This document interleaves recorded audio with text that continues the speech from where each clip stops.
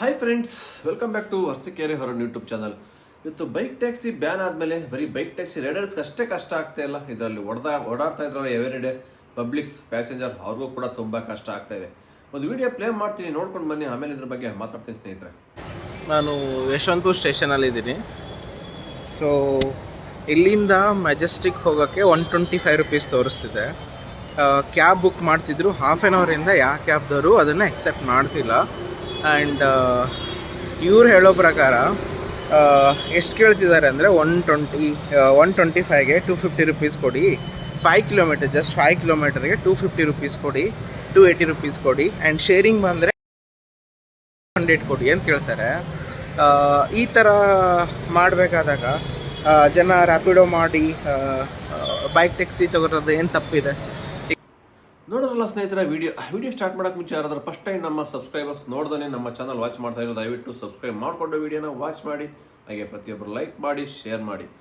ಬನ್ನಿ ಸ್ನೇಹಿತರೆ, ವಿಡಿಯೋನ ಸ್ಟಾರ್ಟ್ ಮಾಡೋಣ. ನಾನು ಕೂಡ ನಿನ್ನೆ ಸುಮಾರು ಸೋಷಿಯಲ್ ಮೀಡಿಯಾದಲ್ಲಿ ನೋಡ್ತಾ ಇದ್ದೀನಿ, ವಿಡಿಯೋಗಳು ಪ್ರತಿನಿತ್ಯ ಬರ್ತಾನೆ ಇದ್ದಾವೆ. ಇವತ್ತು ಬೈಕ್ ಟ್ಯಾಕ್ಸಿ ಬ್ಯಾನ್ ಆಗಿದ್ದಾವ, ಇವತ್ತು ನಮಗೆ ಇಷ್ಟೊಂದು ಹಣ ಕೊಟ್ಟು ಹೋಗೋಕ್ಕಾಗ್ತಿಲ್ಲ, ದುಪ್ಪಟ್ಟು ಹಣ ಕೊಡಬೇಕಾಗಿದೆ ಅಂತ ಸುಮಾರು ಜನ ಕಂಪ್ಲೇಂಟ್ಸ್. ಇವರು ಕೂಡ ಒಬ್ಬರು ನೆನ್ನೆ ವಿಡಿಯೋ ಮಾಡಿಬಿಟ್ಟಿದ್ದಾರೆ. ಯಶವಂತಪುರ ರೈಲ್ವೆ ಸ್ಟೇಷನಿಂದ ಮೆಜೆಸ್ಟಿಕ್ಗೆ ಬರಲಿಕ್ಕೆ ಆನ್ಲೈನ್ ಬುಕ್ಕಿಂಗ್ ತೋರಿಸಿದ್ರೆ 125 ತೋರಿಸ್ತಾ. ಬಟ್ ಯಾರು ಬುಕ್ಕಿಂಗ್ನೇ ಅಕ್ಸೆಪ್ಟ್ ಮಾಡ್ಕೊತ ಇಲ್ಲ. ಹಾಫ್ ಆನ್ ಅವರ್ ಬುಕ್ ಮಾಡಿದ್ದೀನಿ, ಡೈರೆಕ್ಟ್ ಹೋಗಿ ಆಟೋದವ್ರನ್ನ ಕೇಳಿದರೆ 250 ಕೊಡಿ ಬರ್ತೀವಿ ಅಂತ ಇದ್ದಾರಂತೆ. 1 ಡಬಲ್ ರೇಟ್ ಕೊಟ್ಟು ಹೋಗ್ಬೇಕಲ್ಲ ಇವಾಗ ಆಟೋಕ್ಕೆ, ಹೆಂಗೆ ಕೊಡೋದು? ಏನಿದೆ ಆನ್ಲೈನ್ ಫೇಸ್ ಅದು ಕೊಡ್ತೀವಲ್ವ ನಾವು, ಯಾಕೆ ಬರಲ್ಲ? ಈ ಥರ ಅವ್ರದ್ದು ಕೂಡ ಕ್ವಶನ್ ಆಗ್ತಿದೆ ಪಬ್ಲಿಕ್ಕು. ಇವಾಗ ಹಂಗೆ ಆಗಿರೋದು. ಏನಾಗಿದೆ ಅಂದರೆ ಬೈಕ್ ಟ್ಯಾಕ್ಸಿ ಬ್ಯಾನ್ ಆದಮೇಲೆ ಆಟೋಕ್ಕೆ ಕ್ಯಾಬ್ಗೆ ಡಿಮ್ಯಾಂಡ್ ಜಾಸ್ತಿ ಆಗೋಯ್ತು. ಆನ್ಲೈನಲ್ಲಿ ಆರ್ಡ್ರ್ ಬಂದರಷ್ಟೇ ಎಕ್ಸ್ಟ್ರಾ ಟಿಪ್ಸ್ ಆ್ಯಡ್ ಆದರೆ ತೊಗೊತಾರೆ, ಇಲ್ಲಾಂದರೆ ಅಕ್ಸೆಪ್ಟ್ ಮಾಡಲ್ಲ. ಅವ್ರು ಬೇಕಾದ್ರೆ ಇಟ್ಕೊತಾರೆ, ಬೇಡಾದ್ರೆ ಬಿಡ್ತಾರೆ. ಹಿಂಗಾಗಿ ಏನಾಗ್ತಾ ಇದೆ, ಪಬ್ಲಿಕ್ಸ್ ಇವಾಗ ಒಂದು ಕಡೆಯಿಂದ ಒಂದು ಕಡೆಗೆ ಹೋಗ್ಬೇಕಂದ್ರೆ, ಒಂದು ಆಫೀಸ್ಗೆ ಹೋಗ್ಬೇಕಾಗಲಿ, ಮನೆಗೆ ಹೋಗ್ಬೇಕಾಗಲಿ, ಒಂದು ರೈಲ್ವೆ ಸ್ಟೇಷನ್, ಮೆಜೆಸ್ಟಿಕ್ ಎಲ್ಲಿ ಹೋಗ್ಬೇಕಂದ್ರೂ ತುಂಬ ಕಷ್ಟ ಆಗ್ತಾ ಇದೆ. ಇದು ಗೌರ್ಮೆಂಟ್ಗೆ ತಲುಪಬೇಕು ಈ ವಿಚಾರಗಳು. ಇವತ್ತು ಏಕಾಏಕಿ ಬೈಕ್ ಟ್ಯಾಕ್ಸಿನ ಬ್ಯಾನ್ ಮಾಡಿದ್ರು, ಸೀಸ್ ಮಾಡಿದ್ರು, ಬೈಕ್ಗಳೆಲ್ಲ ಮಾಡೋಂಗಿಲ್ಲ ಅಂತ ಹೇಳ್ತಾರೆ. ಬಟ್ ಇವಾಗ ಅದೇ ಒಂದು ಫೆಸಿಲಿಟಿ ಆಟೋದಲ್ಲಿ, ಕ್ಯಾಬಲ್ಲಿ ಸಿಗ್ತಾ ಇದೆಯಾ, ಅದ್ರ ಬಗ್ಗೆನೂ ಯೋಚನೆ ಮಾಡಬೇಕಾಗಿತ್ತು. ಸುಮಾರು ಕಂಪ್ಲೇಂಟ್ಸ್ ಇದೆ, ನಾವು ಹೇಳ್ತಾ ಇಲ್ಲ. ಇವತ್ತು ಎಷ್ಟೋ ಜನ ಮಿಡಲ್ ಕ್ಲಾಸ್ ಫ್ಯಾಮಿಲೀಸ್ ಜನ ಇವತ್ತು ವಿಡಿಯೋ ಮಾಡಿ ಆಗ್ತಾ ಇದ್ದಾರೆ. ಬೈಕ್ ಟ್ಯಾಕ್ಸಿ ಬ್ಯಾನ್ ಆಗೋಯ್ತು, 50 ರೂಪಾಯಿ ಹೋಗ್ತಾ ಇದ್ದೆ ನಾನು ಡೈಲಿ ಆಫೀಸ್ಗೆ, ಇವತ್ತು 100-150 ರೂಪಾಯಿ ತೋರಿಸ್ತಾ ಇದೆ ಆನ್ಲೈನಲ್ಲಿ ಆಟೋಗಳಿಗೆ. ಬೈಕ್ ಇಲ್ಲದರಿಂದ ಆಟೋಕ್ಕೆ ಡಿಮ್ಯಾಂಡ್ ಜಾಸ್ತಿ ಆಗ್ತಾಯಿದೆ, ಹಂಗಾಗಿ ಅಮೌಂಟ್ ಕೂಡ ಎಕ್ಸ್ಟ್ರಾ ಆ್ಯಡ್ ಆಗ್ತಾ ಇದೆ. ಹೆಂಗೆ ಕೊಟ್ಟು ಹೋಗ್ಬೋದು ನಾವು? 2 ದಿನ ಹೋಗ್ತಕ್ಕಂಥ ಅಮೌಂಟಲ್ಲಿ 1 ದಿನ ಒಂದು ಸೈಡ್ ಕೊಡಬೇಕು, ಆ ಥರ ಕಷ್ಟ ಆಗ್ತಾ ಇದೆ. ಇದರಿಂದ ನಮಗೆ ಆದಷ್ಟು ಬೇಗ ಬೈಕ್ ಟ್ಯಾಕ್ಸಿ ಬರಲಿ ಅಂತ ಇನ್ಕ್ಲೂಡ್ ಪಬ್ಲಿಕ್ಕು ಕೂಡ ಕೇಳ್ಕೊತಾ ಇದ್ದಾರೆ. ಬೈಕ್ ಟ್ಯಾಕ್ಸಿ ಎಷ್ಟು ಹೆಲ್ಪ್ ಆಗಿತ್ತು ಅಂತ ಇಲ್ಲೇ ಗೊತ್ತಾಗ್ತೈತೆ ಎಲ್ರಿಗೂ. ಇದು ನಂಬಿ ಬರೀ ರೈಡರ್ ಮಾತ್ರ ಕೆಲಸ ಮಾಡ್ತಾ ಇರಲ್ಲ, ಇದರಿಂದ ಪಬ್ಲಿಕ್ಕು ಕೂಡ ತುಂಬ ಯೂಸ್ ಆಗ್ತಾಯಿತ್ತು ಅವ್ರಿಗೂ. ಎಷ್ಟೋ ಮಿಡಲ್ ಕ್ಲಾಸ್ ಫ್ಯಾಮಿಲಿ 15,000 20,000 ಸ್ಯಾಲರಿ ತಗೊಂಡ್ರು ಕೂಡ ಒಂದು ಸ್ವಂತ ವೆಹಿಕಲ್ ತಗೊಂಡು ಆಫೀಸ್ಗೆ ಹೋಗೋಕ್ಕಲ್ಲ, 100-110-111 ರೂಪಾಯಿ ಪೆಟ್ರೋಲ್ ಹಾಕ್ಸ್ಕೊಂಡು ಅದಕ್ಕೆ ಸರ್ವೀಸು, ಅಟ್ಲೀಸ್ಟ್ ಏನೋ ಅಪ್ ಆ್ಯಂಡ್ ಡೌನ್ ಒಂದು 5 ಕಿಲೋಮೀಟರ್ ಇದ್ದರೆ ಒಂದು 100 ರೂಪಾಯಲ್ಲಿ ಅಪ್ ಆ್ಯಂಡ್ ಡೌನ್ ಹೋಗಿ ಬಂದ್ಬಿಡ್ತಾ ಇದ್ರು ಬೈಕ್ ಟ್ಯಾಕ್ಸಿಲಿ ಎವ್ರಿಡೇ. ಇವಾಗ ಹಂಗೆ ಆಗ್ತಾ ಇಲ್ಲ. 5 ಕಿಲೋಮೀಟರ್ ಹೋಗ್ಬೇಕಂದ್ರೆ ಒಂದು ಸೈಡ್ಗೆ 100-150 ರೂಪಾಯಿ ಕೊಡಬೇಕಾಗಿದೆ. ಅಪ್ ಆ್ಯಂಡ್ ಡೌನ್ ಅಂದರೆ 300 ರೂಪಾಯಿ ಆಗ್ತಾ ಇದೆ. ಒಂದು ವಾರ ಎಲ್ಲ ಓಡಾಡ್ತಕ್ಕಂಥ ಅಮೌಂಟು 1 ದಿನ 2 ದಿನದಲ್ಲಿ ಕೊಡಬೇಕು ಇವಾಗ ಕ್ಯಾಬ್ಗಳಿಗೆ, ಆಟೋಗಳಿಗೆ. ಅವು ಆನ್ ಟೈಮ್ಗೆ ಸಿಗ್ತಾ ಇಲ್ಲ. ಇದು ಕಂಪ್ಲೇಂಟ್ಸ್ ಬರ್ತಾ ಇರೋದು ಪಬ್ಲಿಕ್ ಕಡೆಯಿಂದ. ಹಾಗಾಗಿ ಇದು ರಾಜ್ಯ ಸರ್ಕಾರಕ್ಕೆ ಯಾವಾಗ ಮನವರಿಕೆ ಆಗುತ್ತೋ ಇಲ್ಲೋ ಗೊತ್ತಿಲ್ಲ. ಇದೇ ಥರ ಆದರೆ ಪಬ್ಲಿಕ್ಗೂ ಕೂಡ ಕಷ್ಟ ಆಗ್ತಾ ಇದೆ, ರೈಡರ್ಗಳಿಗೂ ಕಷ್ಟ ಆಗ್ತಾ ಇದೆ. ಅದರ ಮಧ್ಯೆ ನಮಗೆ ಬೈಕ್ ಟ್ಯಾಕ್ಸಿನೇ ಬೇಡ ಅಂತ ಅರ್ಜಿ ಬೇರೆ ಸಲ್ಲಿಸಿದೆ ಸರ್ಕಾರ ಸುಪ್ರೀಂ ಕೋರ್ಟ್ಗೆ. ಇದೆಲ್ಲ ಹೆಂಗಾದ್ರೂ ಥಿಂಕ್ ಮಾಡದೇ ಇರೋ ಅಂತ ಅರ್ಥ ಆಗ್ತಾ ಇಲ್ಲ. ಇವು ಏನೇ ಹೇಳಲಿ, ಬೈಕ್ ಟ್ಯಾಕ್ಸಿ ಅಂತೂ ಬೇಕೇ ಬೇಕು. ವೈಟ್ ಬೋರ್ಡಲ್ಲಿ ಮಾಡೋದು ಬೇಡ, ನಾನು ಅದೇ ಹೇಳ್ತೇನೆ. ವೈಟ್ ಬೋರ್ಡಲ್ಲಿ ಮಾಡೋದು ಬೇಡ ಬೈಕ್ ಟ್ಯಾಕ್ಸಿ, ಇದು ಇಲ್ಲಿಗಲ್ಲೂ okay, but yellow board convert ಮಾಡಿಕೊಡ್ಲಿ ಅಲ್ವಾ? ಅದು ಕೆಲಸ ಯಾರ್ದು? ರಾಜ್ಯ ಸರ್ಕಾರ RTOರದ್ದೇ ತಾನೇ, ಅವ್ರು ಮಾಡಿಕೊಡ್ಬೇಕಲ್ಲ ಎಲ್ಲೋ ಬೋರ್ಡಿಗೆ ಕನ್ವರ್ಟು. ಅದಕ್ಕೊಂದು ಆ್ಯಪ್ ಅಂತ ಏನೋ ರಚನೆ ಮಾಡಲಿಲ್ಲ, ಒಂದು ಅಪ್ಲಿಕೇಶನ್ ಎಲ್ಲಿ ತಗೋಬೇಕು ಕೊಡಲಿ, ಮಾಡಿಸ್ಕೊತಾರೆ ರೈಡರ್ಗಳು. ಒಂದು ಟೈಮ್ ಅಂತ ಕೊಡಲಿ ಅಲ್ವಾ? ಏಕಾಏಕಿ ಬ್ಯಾನ್ ಮಾಡಿಬಿಟ್ರು, ಎಲ್ಲೋ ಬೋರ್ಡ್ಗೂ ಪರ್ಮಿಷನ್ ಕೊಡಲ್ಲ, ವೈಟ್ ಬೋರ್ಡ್ಗೂ ಕೊಡಲ್ಲ ಅಂದರೆ ಎಲ್ಲಿ ಹೋಗ್ಬೇಕು ಅವ್ರು ಕೆಲಸ ಮಾಡ್ತಕ್ಕಂಥ ಹುಡುಗರು? ಅದರಲ್ಲಿ ಓಡಾಡ್ತಕ್ಕಂಥ ಪಬ್ಲಿಕ್ಸ್ ಎಲ್ಲ ಏನಾಗಬೇಕು ಅಲ್ವಾ? ಸುಮಾರು ಇದನ್ನೇ ನಂಬಿ 2-2.5 ಲಕ್ಷ ಬುಕ್ಕಿಂಗ್ ಬರ್ತಾಯಿತ್ತು ಎವ್ರಿಡೇ ಬೈಕಲ್ಲಿ. ಅಷ್ಟು ಬುಕ್ಕಿಂಗ್ಸ್ ಇವತ್ತು ಆಟೋ ಕ್ಯಾಬ್ಗಳಿಗೆ ಹೋಗ್ತಾ ಇದೆ, ಆದರೂ ಸಿಗ್ತಾ ಇಲ್ಲ ರೈಡರ್ಗಳು ಅಲ್ಲೂ ಆಟೋ ಕ್ಯಾಬ್ ಆನ್ ಟೈಮ್. ಯಾಕೆಂದರೆ ಮಾರ್ನಿಂಗಲ್ಲಿ ಆಫೀಸ್ ಟೈಮ್ ಅಂದರೆ ಎಲ್ಲರಿಗೂ ಗೊತ್ತು, ಹೆವಿ ಆರ್ಡರ್ ಇರುತ್ತೆ, ಡಿಮ್ಯಾಂಡ್ ಜಾಸ್ತಿ.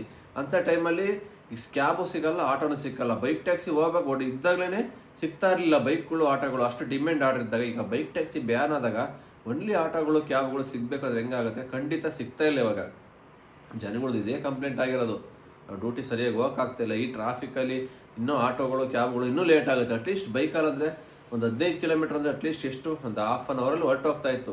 ಈಗ ಅದೇ ಬೆಂಗಳೂರಲ್ಲಿ 15 ಕಿಲೋಮೀಟರ್ ಅಂದರೆ ಆಟೋ ಕ್ಯಾಬಿಗೆ ಹೋಗ್ಬೇಕಂದ್ರೆ 1-1.5 ಅವರ್ ಟೈಮು.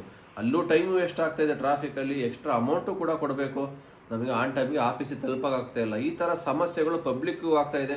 ಇದನ್ನ ನಂಬಿ ಕೆಲಸ ಮಾಡ್ತಾ ರೈಡರ್ಗೆ ಇವತ್ತು ಕೆಲಸ ಹೋಯ್ತು, ಅವ್ರ ಫ್ಯಾಮಿಲಿ ಎಲ್ಲ ಬೀದಿಗೆ ಬಂತು. ಇದನ್ನ ನಂಬಿಕೆ ಎಷ್ಟೋ ಕಮಿಟ್ಮೆಂಟ್ ಇಟ್ಕೊಂಡಿದ್ರು, ಇವತ್ತು ಆ ಕಮಿಟ್ಮೆಂಟ್ ಕ್ಲಿಯರ್ ಮಾಡೋಕ್ಕಾಗ್ತಾ ಇಲ್ಲ. ಟೆನ್ಷನ್ ಪ್ರೆಷರ್ ಜಾಸ್ತಿ ಆಗ್ತಾ ಇದೆ. ಇದು ಯಾಕೆ ಅರ್ಥ ಆಗ್ತಾ ಇಲ್ಲ ನಮ್ಮ ರಾಜ್ಯ ಸರ್ಕಾರಕ್ಕೆ ಅಲ್ವಾ? ಇದನ್ನ ಕೇಳಬೇಕು, ಎಲ್ಲ ರೈಡರು ಒಗ್ಗಟ್ಟಾಗಿ ಕೇಳಬೇಕು. ಇಲ್ಲಾಂದ್ರೆ ಮುಂದಿನ ದಿನಗಳಲ್ಲಿ ಇದನ್ನ ನೀವು ಮರ್ತೇ ಬಿಡ್ತಾರೆ. ಬೈಕ್ ಟ್ಯಾಕ್ಸಿ ಒಂದಿತ್ತು ಬೆಂಗಳೂರಲ್ಲಿ, ನಮ್ಮ ಕರ್ನಾಟಕದಲ್ಲಿ ಇರೋದ ಮರ್ತೇ ಬಿಡ್ತಾರೆ. ಹಂಗಾಗಿ ಯಾವುದೇ ಕಾರಣಕ್ಕೂ ಬೈಕ್ ಟ್ಯಾಕ್ಸಿ ಕಂಪ್ಲೀಟಾಗಿ ಬ್ಯಾನ್ ಆಗಬಾರ್ದು, ಮರಲೇಬೇಕು ವಾಪಸ್ಸು. ಇದನ್ನ ನಂಬಿ ಸುಮಾರು ಲಕ್ಷಾಂತರ ಫ್ಯಾಮಿಲಿಗಳು, ಕುಟುಂಬಗಳು ಜೀವನ ಮಾಡ್ತಾ ಇದ್ದಾವೆ.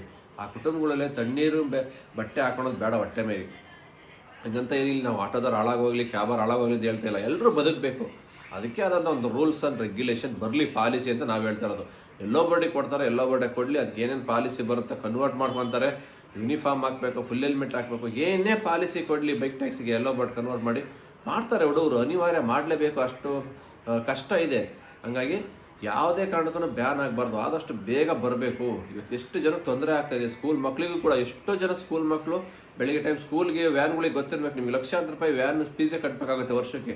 ಅಂಥವ್ರು ಅಟ್ಲೀಸ್ಟ್ ಬೈಕ್ ಟ್ಯಾಕ್ಸಿಲಿ ಏನೋ ಒಂದು 50 ರೂಪಾಯಿ 40 ರೂಪಾಯಿ ಬುಕ್ ಮಾಡಿ ಕಳಿಸ್ತಾ ಇದ್ರು ಮಕ್ಕಳನ್ನ.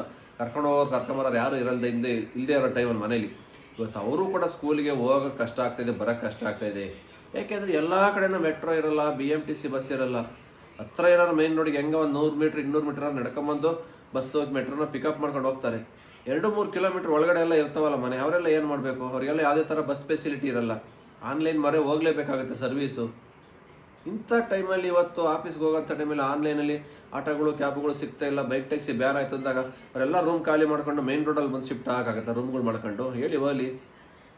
ಹಂಗಾಗಿ ಎಲ್ಲರೂ ಜೀವನ ಕಷ್ಟ ಇದೆ. ಒಂಥರ ಹೆಂಗಾಗಿದೆ ಅಂದರೆ ಚೈನ್ ಲಿಂಕ್ ಸಿಸ್ಟಮ್ ಆಗಿಬಿಟ್ಟಿದೆ ಇವತ್ತು ಬೈಕ್ ಟ್ಯಾಕ್ಸಿ ಅನ್ನೋದು.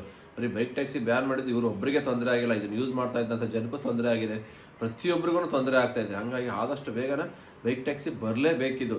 ಯಾವುದೇ ಕಾರಣಕ್ಕೂ ಬ್ಯಾನ್ ಪರ್ಮನೆಂಟಾಗಿ ಬ್ಯಾನ್ ಮಾಡೋಕ್ಕಾಗಲ್ಲ. ಇನ್ಕ್ಲೂಡ್ ಇವತ್ತು ಸದ್ಯಕ್ಕೆ ಯಾರು ಹಿಡಿತಾ ಇಲ್ಲ. ನಾವು ನೋಡ್ತಿರೋ ಮಟ್ಟಿಗೆ ಇವಾಗ ಬೈಕ್ ಟ್ಯಾಕ್ಸಿ ಹಿಡಿಯೋರು ಕಮ್ಮಿ ಆಗಿದ್ದಾರೆ ಅಂತ ಹೇಳ್ತಾ ಇದ್ದಾರೆ. ಬಟ್ ಆದ್ರೂ ಹುಡುಗರು ಏನೋ ಧೈರ್ಯ ಗೊತ್ತಿಲ್ಲ, ಡ್ಯೂಟಿ ಮಾಡ್ತಾ ಇದ್ದಾರೆ. ಬಟ್ ಆದ್ರೂ ಕಷ್ಟ ಅಲ್ವಾ? ವೈಟ್ ಬೋರ್ಡಲ್ಲಿ ಮಾಡೋದು ತಪ್ಪು. ಬಟ್ ಸಿಗಾಕೊಂಡ್ರೆ ನಿಮ್ಮ ಗಾಡಿನೇ ಸೀಸ್ ಆಗುತ್ತೆ. ಅದಕ್ಕೋಸ್ಕರ ಏನೇ ಇದ್ರೂ ಹೋರಾಡಿ ನ್ಯಾಯವಾಗಿ ಮಾತಾಡಿ ಸೋಷಿಯಲ್ ಮೀಡಿಯಾದಲ್ಲಿ ನಿಮ್ಗೆ ಆದಷ್ಟು ಬೇಗನೆ ಬೈಕ್ ಟ್ಯಾಕ್ಸಿ ವಾಪಸ್ ಬರಲಿ ಅಂತವ. ಯಾವುದೇ ಒಂದು 3-4 ಜನ ನಾವು ನೋಡ್ತಿದ್ದೀವಿ ಅಷ್ಟೇ. ಬಿಟ್ಟರೆ ಬೈಕ್ ಟ್ಯಾಕ್ಸಿ ಬಗ್ಗೆ ಏನೇ ವಿಚಾರಣೆ ಏನೇ ಇದು ವಿಡಿಯೋ ಮಾಡೋದು ಬಿಟ್ಟರೆ ಇನ್ನು ಮಿಕ್ಕಿದವ್ರು ಯಾರೂ ವಿಡಿಯೋನೇ ಮಾಡಲ್ಲ. ಲಕ್ಷಾಂತರ ಜನ ಕೆಲಸ ಮಾಡ್ತಾ ಇರ್ತಾರೆ. ಪ್ರತಿಯೊಬ್ಬರ ಹತ್ರನೂ ಆಂಡ್ರಾಯ್ಡ್ ಮೊಬೈಲ್ ಇರುತ್ತೆ, ಎಲ್ಲರ ಹತ್ರನೂ ಅಕೌಂಟ್ ಇರುತ್ತೆ, ಇನ್ಸ್ಟಾಗ್ರಾಮ್ದು, ಫೇಸ್ಬುಕ್ದು, ಯೂಟ್ಯೂಬ್ದು. ಇಷ್ಟು ವಿಡಿಯೋ ಮಾಡಿ ಹಾಕಿ ನಿಮ್ಮ ತೊಂದರೆಗಳು ಪ್ರಾಬ್ಲಮ್ನ ಹೇಳ್ಕೊಳ್ಳಿ ಸೋಷಿಯಲ್ ಮೀಡಿಯಾದಲ್ಲಿ. ಹೋಗ್ಲಿದ್ದು ರಾಜ್ಯ ಸರ್ಕಾರಕ್ಕೆ ತಲುಪಲಿ ವಿಡಿಯೋಗಳು. ಇವತ್ತು ಎಷ್ಟು ಜನ ಆಟೋ ಡ್ರೈವರ್ಸ್ ನೋಡಿರ್ತಾರೆ, ಎಲ್ಲ ನಮ್ಮ ಪ್ರಾಬ್ಲಮ್ಗಳು ಹೇಳ್ಕೊತಾ ಇರ್ತಾರೆ ಸೋಷಿಯಲ್ ಮೀಡಿಯಾದಲ್ಲಿ. ಆ ಥರ ನಿಮಗೂ ಹೇಳ್ಕೊಳಕ್ಕೇನು?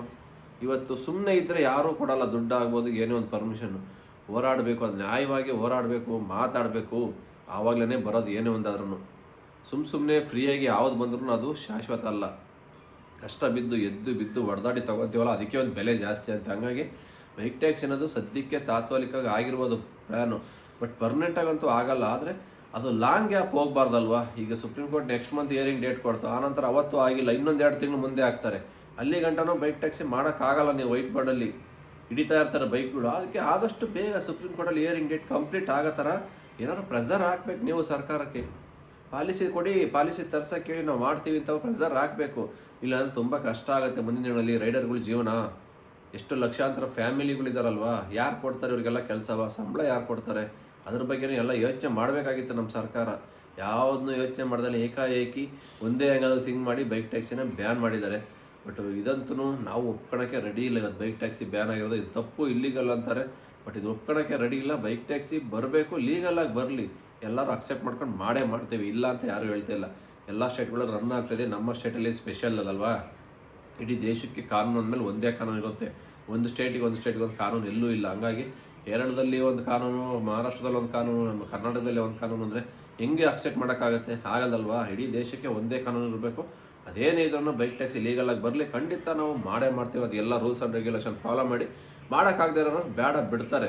ಹಂಗಾಗಿ ಕಷ್ಟ ಅನ್ನೋರು ಅನಿವಾರ್ಯ ಮಾಡಲೇಬೇಕು ಅನ್ನೋರು ಖಂಡಿತ ಫಾಲೋ ಮಾಡ್ತಾರೆ.